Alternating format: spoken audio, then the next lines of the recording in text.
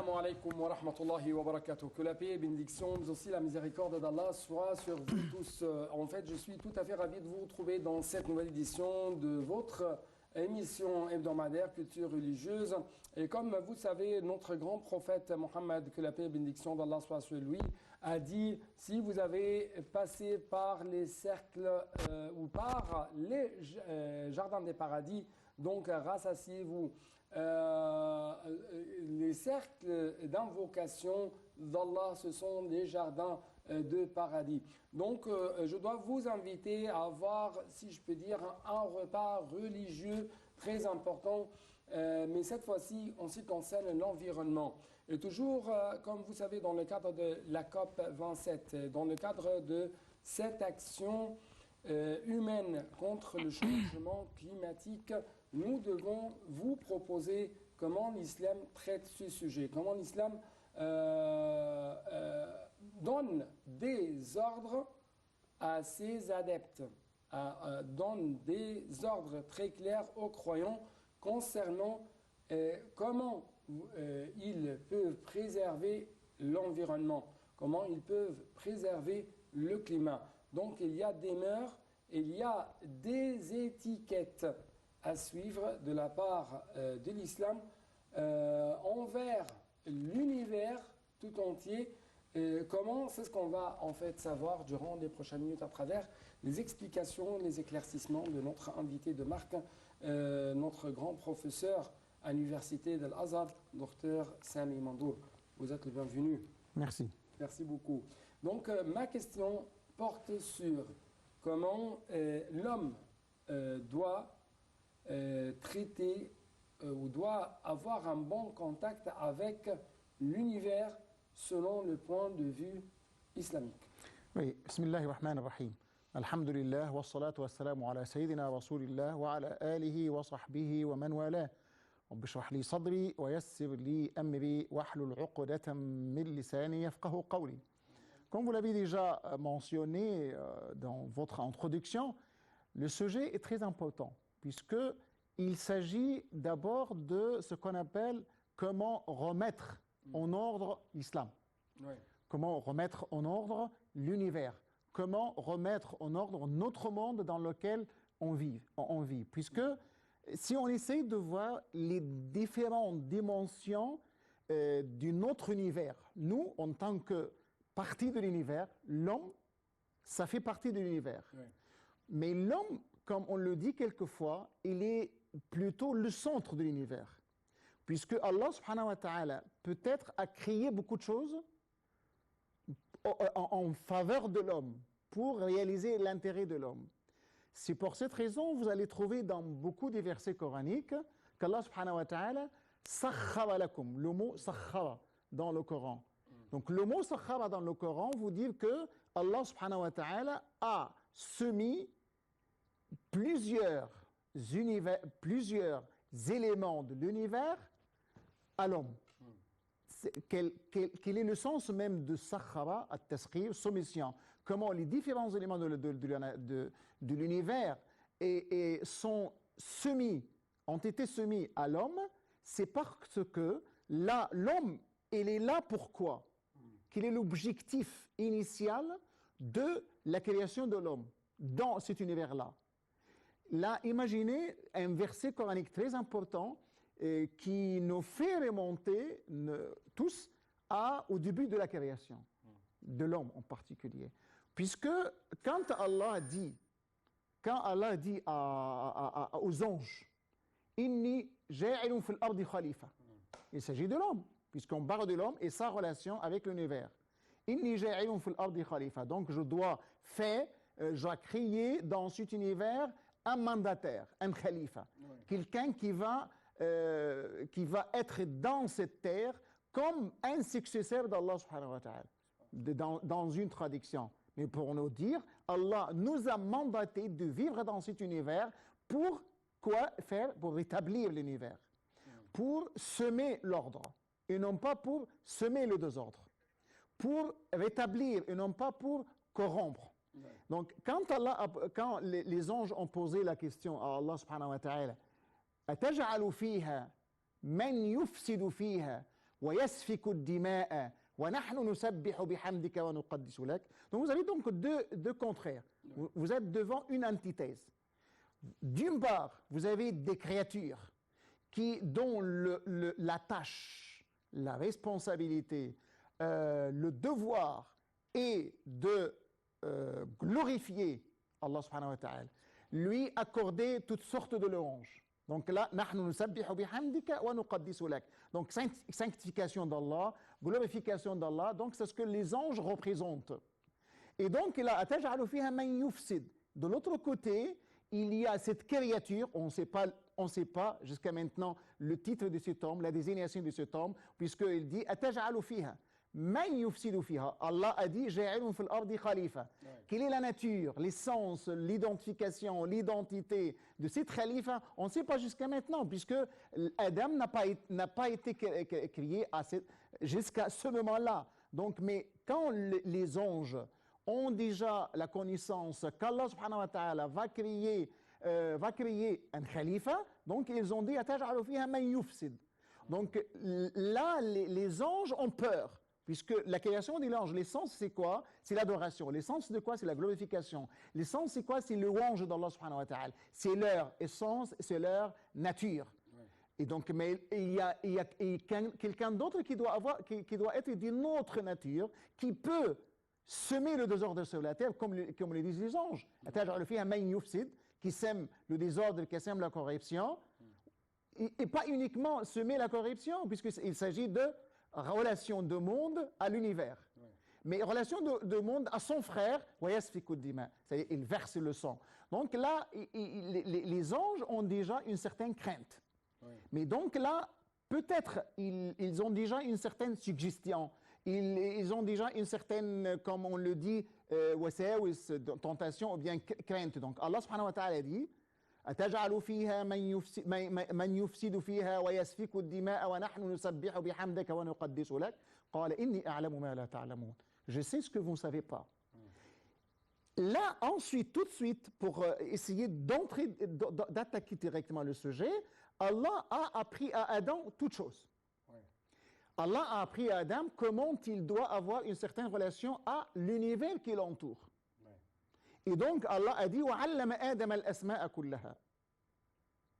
Il a appris à enseigner à Adam tous les noms de toutes choses dans l'univers. Ouais. Comment Adam pourrait avoir des relations avec l'univers, le cosmos, avec les différents éléments de cet univers-là. Puisque Allah a assujetti tout l'univers, tous les éléments de l'univers, qui entoure la terre, puisque Adam est sur la terre. Ouais. Donc, il a assujetti animaux, al-bahra, la mer, les fleuves, tous les éléments de l'univers ont été assujettis à Adam. C'est ce qu'a dit le Coran. Ouais. C'est-à-dire comment Adam agir, vivre face à tous ces éléments de l'univers, même si ces éléments de l'univers plus forts qu'Adam. Ouais. Vous parlez de l'univers et de la mer, par exemple. Donc Adam, et par conséquent, l'homme en général tient toujours les secrets de l'univers, les secrets de comment... tient le secret, mais il a une responsabilité envers cet univers. Oui. C'est ce qu'on va essayer de donner en détail. Oui, on va avoir ces détails, mais justement après ce petit reportage sur le sujet.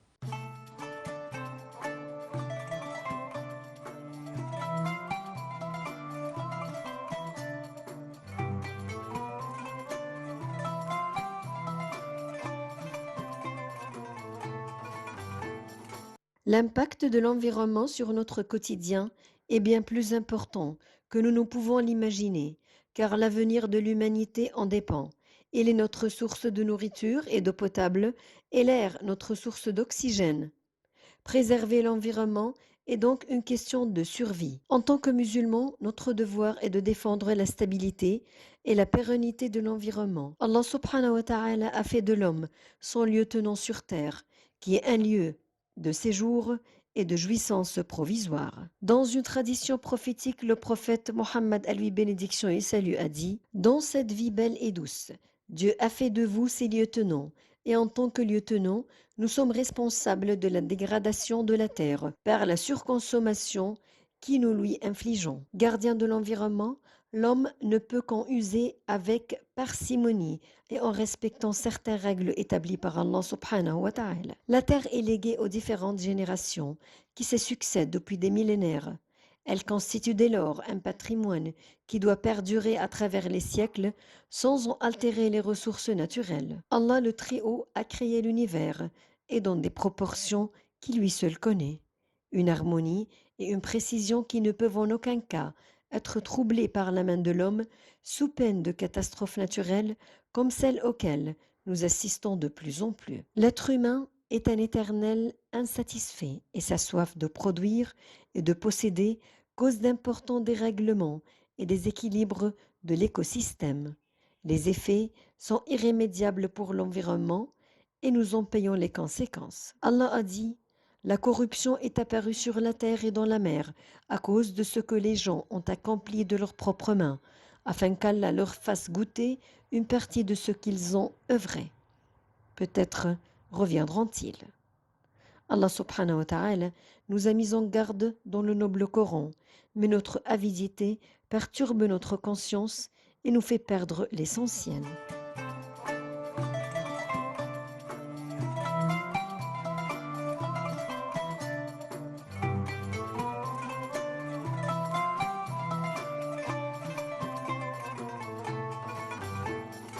Donc, de retour à vous, cher invité, docteur Sami Mandour, notre grand professeur à l'université de l'Azhar.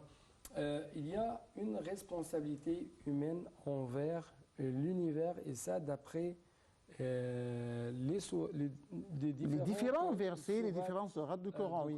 Oui, et oui. même d'après les instructions faites prophète, par notre sallallahu alayhi wa sallam. prophète. Oui, c'est ça, exactement. Que la paix et bénédiction de Exactement. Allah soit sur Donc, essayons de bien réfléchir les choses, puisque là, vous avez maintenant, Allah a créé Adam et sa descendance, bien sûr. En même temps, là, Adam est dans cet univers, et donc autour d'Adam, il y a d'autres éléments de l'univers, et Allah a assujetti cet élément de l'univers à Adam. Comment Adam doit se servir de ces éléments de la nature? Pourquoi faire? C'est pour adorer Allah, puisque c'est l'objectif final. L'objectif final, c'était quoi? Allah a dit dans le Coran, وَإِن مِّن شَيْءٍ إِلَّا يُسَبِّحُ بِحَمْدِهِ وَلَكِنْ لَا تَفْقَهُونَ تَسْبِيحَهُم.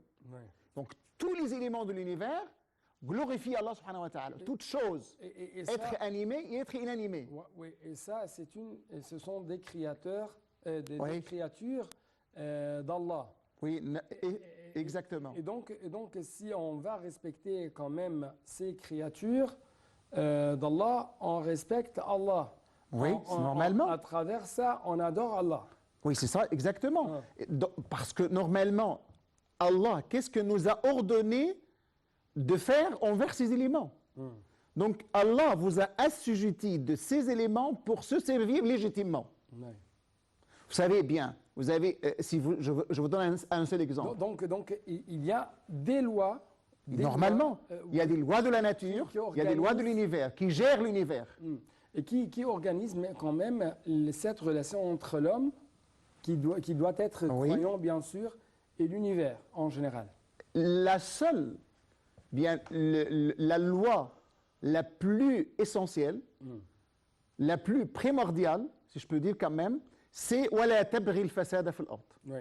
C'est une autre question. Oui. D'où provient la corruption, mais nous devons... D'abord, nous sommes face à l'univers. Face à l'univers, vous avez un certain culte. Vous devez adorer Allah subhanahu wa ta'ala à travers ces éléments de l'univers. Puisque vous avez dans le Coran « أَوَلَمْ يَسِيرُوا فِي الْأَرْضِ فَيَنْظُرُوا قُلْ سِيرُوا فِي الْأَرْضِ فَانْظُرُوا أَفَلَمْ يَنْظُرُوا إِلَى السَّمَاءِ فَوْقَهُمْ كَيْفَ بَنَيْنَاهَا وَزَيَّنَّاهَا وَمَا لَهَا مِنْ فُرُوجٍ » Donc, il y a plusieurs versets dans le Coran, maintes versets dans le Coran, multitudes de versets dans le Coran qui demandent à l'homme de méditer, de contempler les différents éléments de l'univers autour de lui. Pourquoi? Pour prouver l'existence d'Allah subhanahu wa ta'ala.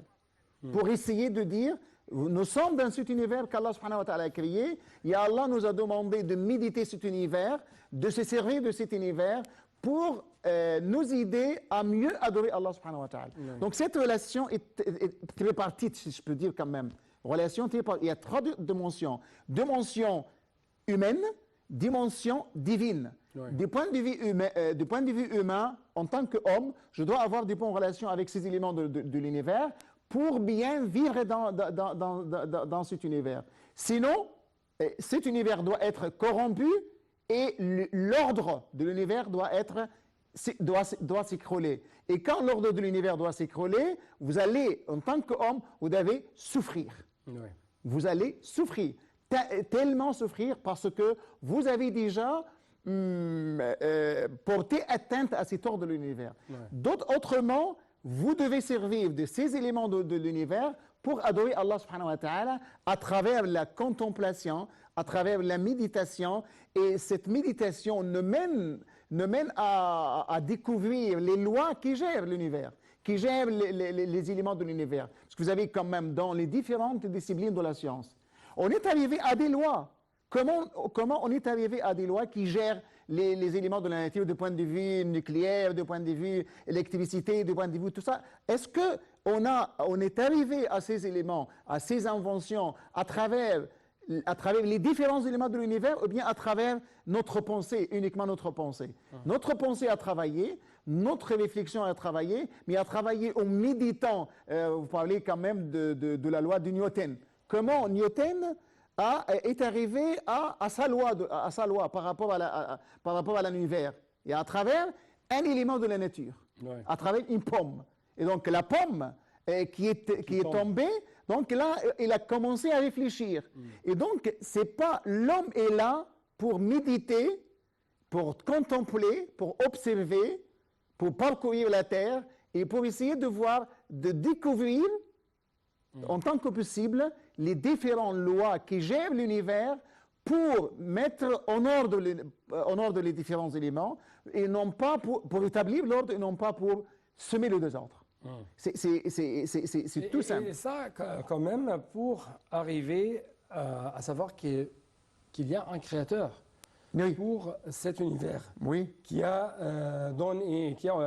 établi les bases. Il n'y a rien de hasard de toute façon, il n'y a pas de hasard. Pas d'hasard, pas de coïncidence, mais il y a toujours des bases, des lois sur lesquelles marchent toutes ces créatures. C'est à nous de découvrir ces lois. Bien sûr, le Coran, par exemple, a parlé de certaines lois. Parce que par exemple, l'hasard ou la coïncidence peuvent être faites un ou deux fois seulement. Mais ce n'est pas toujours habituel. Le soleil se lève, le soleil se couche. Il y a il y a tout un point très important, puisque il y a cette loi de coucher et de lever du soleil. Vous savez, à quel moment cet univers va prendre sa fin? Comme même il y a des hadiths qui le disent. Au moment où le soleil se lève à l'est, se lève à l'ouest, et se couche à l'est, donc là, le système de l'univers, l'ordre de l'univers sera renversé et ça sera la fin du monde. Et ce sera la fin du monde. Ça sera le jour du jugement dernier. Et donc, pour cette raison, quand on est dans cette vie, quand on est dans la vie, jusqu'au dernier souffle, jusqu'au dernier souffle, nous devons rétablir l'ordre. Le hadith du prophète sallallahu alayhi wa sallam est très important à ce sujet. Puisque le prophète, qu'est-ce que le prophète nous a dit? Puisque nous parlons de cette nature, de cet univers. Le prophète nous a dit إِذَا قَامَتِ الْقِيَامَةِ وَفِي يَدِ أَحَدِكُمْ فَسِيلَةٌ فَإِنِ اسْتَطَاعَ أَلَّا تَقُومَ حَتَّى يَغْرِسْهَا فَلْيَغْرِسْهَا. Imaginez cette petite phrase du prophète Mohammed sallallahu alayhi wa sallam, c'est-à-dire maintenant, c'est l'heure qui va avoir lieu. Maintenant, l'heure va avoir lieu. L'heure, c'est la fin du monde. Et en même temps, moi, en tant que musulman, en tant qu'homme, j'ai en main un rejeton de palmier. C'est un exemple quand même, puisque vous pourriez avoir un autre plan. Plan, ce n'est pas une plante, mais le plan Mais je crois quand même que le palmier prend oui, un prend longtemps, une autre dimension, un autre sens, bien sûr. Mais prend un longtemps pour Oui. arriver à avoir des fruits. avoir des fruits, avoir des palmiers, avoir des dates quand même. Mais en général, il y a un autre hadith qui dit plan. Donc là, rejeton, il y a un autre, dans une traduction, rejeton de palmier, dans une autre traduction, vous avez un plan, Ouais. P-L-A-N-T. Et donc, dans ce cas-là, vous avez en main le rejeton de palmier ou bien le plan, et là, vous savez, donc c'est la fin du monde. Mais vous avez même un instant pour planter ce rejeton. Ouais. Donc, que vous plantiez ce rejeton avant que l'heure sonne. Avant le jour de jugement dernier. Même, je vais mourir. Ma vie va prendre fin après un instant, après deux instants, après une minute, après une heure. Mais en même temps, jusqu'à la fin de ma vie, moi, en tant qu'homme, jusqu'à la fin de ma vie, je dois faire tout ce qui est bien pour l'univers. Oui, donc nous sommes ordonnés jusqu'à la dernière Dernier heure, souffle, à la comme je dis. dernier souffle, dernier moment de notre vie, de faire toujours Le bien. quelles que soient les conditions. C'est ça. Une toute petite En tant que pause, possible, bien sûr. oui, une toute petite pause et pendant laquelle nous devons, On prend un souffle. Oui, on prend un souffle et pendant laquelle nous devons inviter notre cher téléspectateur à visiter ce monument islamique, cette mosquée monumentale qui se trouve dans le Caire islamique.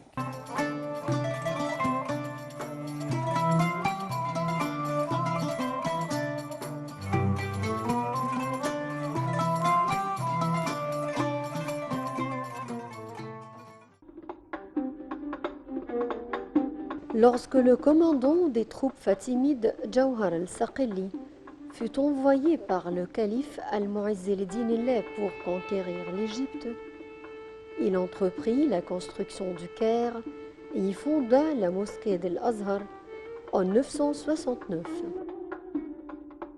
La construction de la mosquée s'étendit sur 2 ans.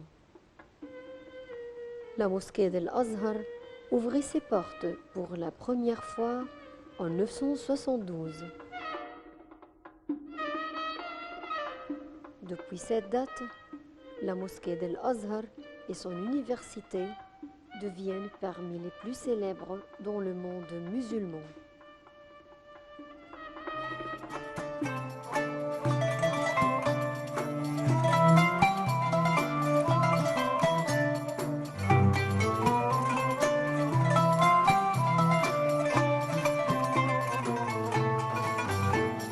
Donc, encore une fois, chers téléspectateurs, nous sommes ordonnés de faire toujours le bien dans toutes les conditions. Et ça, selon le point de vue islamique. Oui. Et quelle est la relation de ce que vous avez dit avant la proposition de cette mosquée et l'action climatique, l'action contre le changement climatique? Oui, quand on doit poser directement la question, qu'est-ce qu'un changement climatique? Et pourquoi il y a un changement climatique? D'où vient ce changement climatique? Il vient normalement, effectivement, des désordres que fait l'homme lui-même. À cause des usines, à cause de différents, donc de la pollution et tout ça. Donc ça fait un changement du climat. Et donc, quelles pourraient être les solutions d'après les spécialistes et dans les différentes disciplines relatives à cette question? Ouais. Parmi ces solutions, il y a planter beaucoup d'arbres. Ouais. Et donc le prophète nous a dit quoi? Essayez de planter beaucoup d'arbres. Sallallahu alayhi wa sallam. Parce que si l'heure est là, si l'heure sonne maintenant, et vous avez le moyen de planter un arbre, de planter un palmier, donc il faut le faire tout de suite. Et donc ça fait allusion à ce que le musulman doit faire face à la nature, face à l'univers, face même au changement climatique. Nous devons, en tant que musulmans, agir et essayer de préserver, de protéger les différents des éléments de notre univers, en particulier l'agriculture, cultiver. Comme vous vous rappelez de Voltaire, quand il a dit « cultivons notre jardin ». Et notre jardin, c'est le monde, c'est l'univers. Et le prophète nous dit, il y a 14 siècles, cultivons notre jardin. Ouais. Et même jusqu'à la fin de votre vie, jusqu'au dernier souffle de votre vie, vous devez travailler pour cultiver votre jardin, pour être utile à votre univers, pour être utile à votre patrie. Contre la crise alimentaire. Oui, face à la crise alimentaire et face à la crise climatique. Docteur Salmandour, je dois vous remercier infiniment. Merci. Et on va essayer bien sûr de faire un autre épisode concernant ce sujet très important, mais on va essayer de jeter plus de lumière sur la corruption dans l'univers. D'où provient la corruption selon le point de vue islamique. Merci encore une fois. Je vous en prie. Merci, chers téléspectateurs, et assalamu alaikum wa rahmatullahi wa barakatuh. Que la paix, bénédiction, mais aussi la miséricorde d'Allah soit sur vous tous. Au revoir.